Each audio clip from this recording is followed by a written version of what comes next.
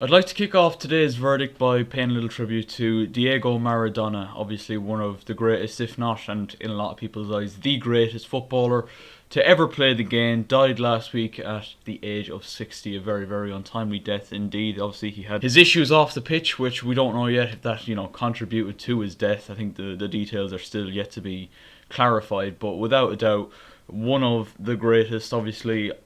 Not in my era of watching football, of course, but I've seen all the videos. Anybody who knows anything about football knows that Diego Maradona is right up there with the very best to do it, and may he rest in peace. There was also another death that I would like to mention as well. Papa Bouba Diop, the former Fulham striker, died at the age of 42 during the week as well. A very, very untimely death as well. Obviously, I would have watched a bit of him as well. Just, yeah, overall, very, very sad. And 2020 just needs to fucking stop at this point, lads, because it got ridiculous a long, long time ago with the likes of, we've lost some absolute legends this year in all walks of life. Obviously, there was Kobe Bryant right at the start of the year, and more recently Chadwick Boseman as well as many others as well. It's just been shit. Anyway, let's move on to this week's episode of The Verdict.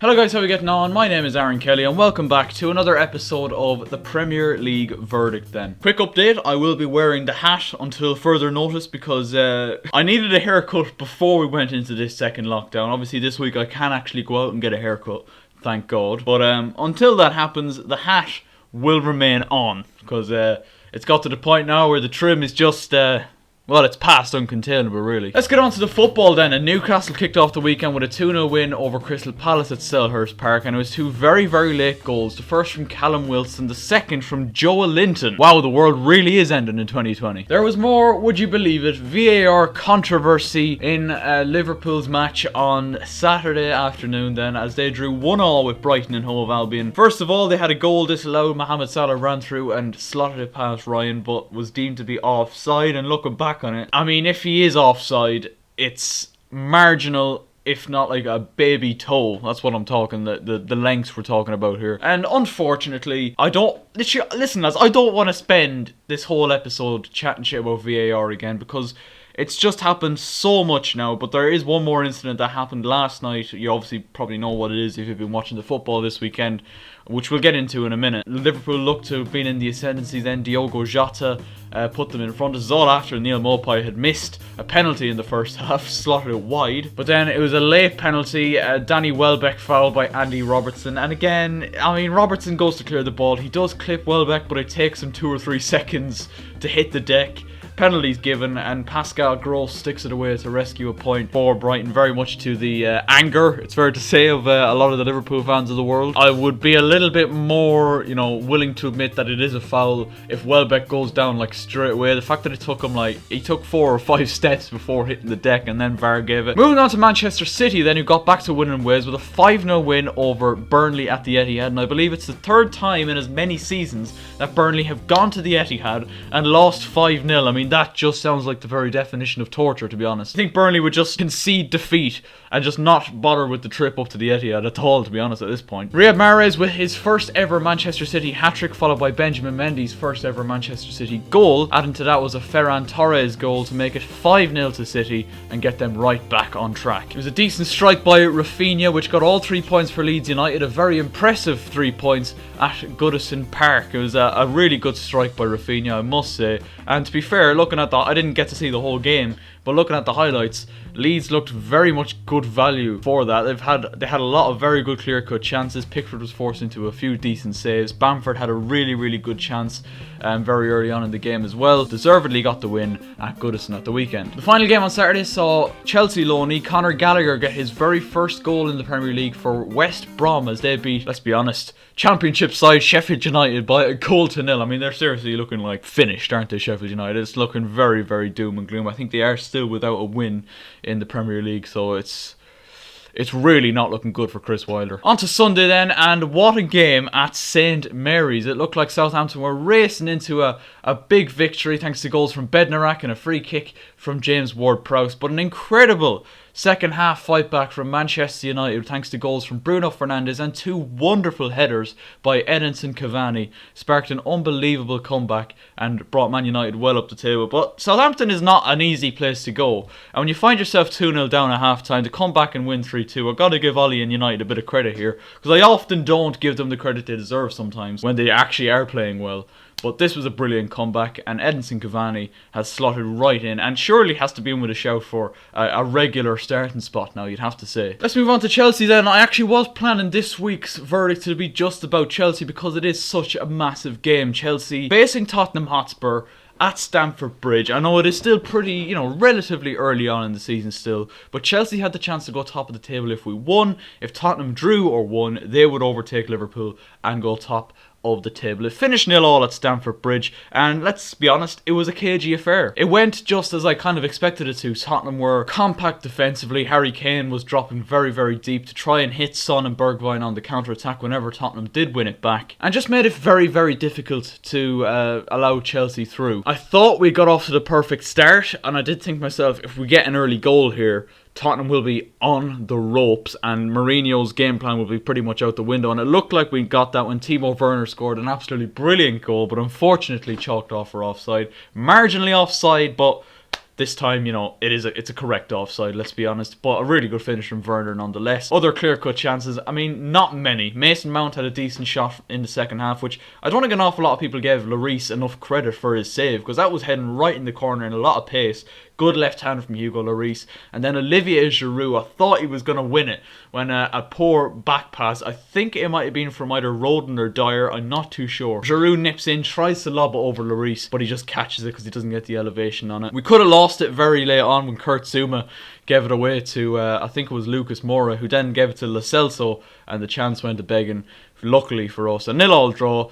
Look, I would have liked to win it, but I'm happy that we didn't lose it. I know what Tottenham are capable of. We've seen that last week against Manchester City, and I always thought, despite the fact they weren't looking that dangerous in this game, there was still that potential there. So I'm happy enough to take a point out of this game. Fair play to Mourinho and Tottenham. Very, very impressive defensively, and I can't even say we played bad, to be honest. I think I actually thought we passed the ball quite well. The tempo of the game was good, just lacking that ability to fully break down that Tottenham team. Moving on to the game at the Emirates then, and this game was completely overshadowed by an absolutely horrific injury for Raul Jimenez, who clashed heads with David Luiz in about the 5th minute of the game.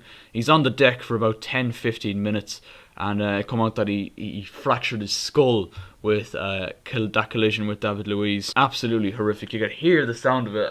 Luckily for Wolves, they went on to actually beat Arsenal thanks to goals from Pedro Neto and Podence after Gabriel Magalhaes had equalised. Big victory for Wolves, and Arsenal look in a lot of trouble. They actually sacked Unai Emery in and around the same time last season, and when they sacked him they were in 8th. They're currently in 14th after 10 games, which is not making for good reading for Mikel Arteta at all. Now, they needed 3 points on Sunday. They couldn't manage it, but Wolves with a brilliant victory, and let's all just hope that Raul Jimenez makes a quick recovery and is back out on the pitch as soon as possible. Moving on then to the game at the King Power, and what a victory for Fulham last night. An unbelievable 2-1 victory thanks to goals from Ademola Lookman, and get this, a penalty from Ivan Cavallero. A brilliant penalty it was. Well, they were pulling out all the stops. Fulham scoring a penalty, Fulham winning a game, and a Joe Linton goal on Friday night.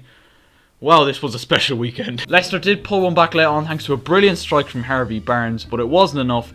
Big victory for Fulham. Now let's move on to the game at the London Stadium, the final game of the weekend then. West Ham 2, Aston Villa 1. West Ham took the lead through an Angelo Ogbonna header with only 2 minutes gone, and then Jack Grealish's deflected shot got Aston Villa level, and then an absolutely brilliant improvisation-like header. I don't know if that's English, but Jared Bowen, wonderful header to give West Ham the lead, and then Aston Villa missed a penalty first of all through Ollie Watkins, but then Ollie Watkins thought he might have made up for it with a 91st minute goal that, I'm sorry, should have stood. I was talking about the Liverpool offside that was given on Saturday and thinking that was a bit ridiculous, but this one last night, we talk about, armpits and arms and all that kind of stuff. Like, what kind of advantage are you gaining from your arm being in an offside position? I don't understand. Like, this would be one thing, but the fact that Angelo Ogbonna is actually fouling Ollie Watkins and pushing him into an offside position,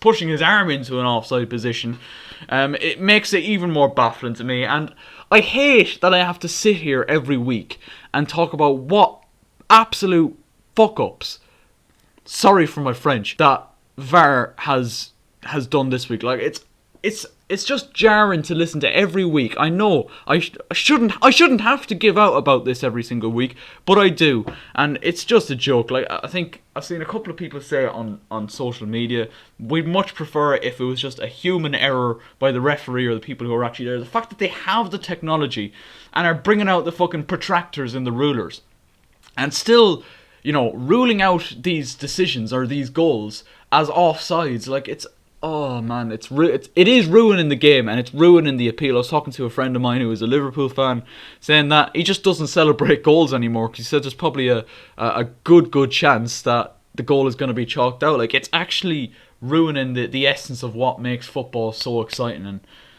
I don't know if they're going to change it. It's just, it'd make you very, very angry, I must say. Well, lads, those are my thoughts on the games. Let me know yours in the comment section down below. Don't forget, we are trying to hit 400 subscribers. The support on the channel has been lovely recently, so thank you guys so much for that. There will be an Among Us video out tomorrow, so make sure you are subscribed to that, and there will be a lot of Among Us videos coming in December. We actually recorded about 2 hours worth of footage there on Saturday evening, so those will all be coming out over the course of the month of December. So make sure you guys leave a like if you enjoyed the video, subscribe if you're new as well, and I will catch you later. But when we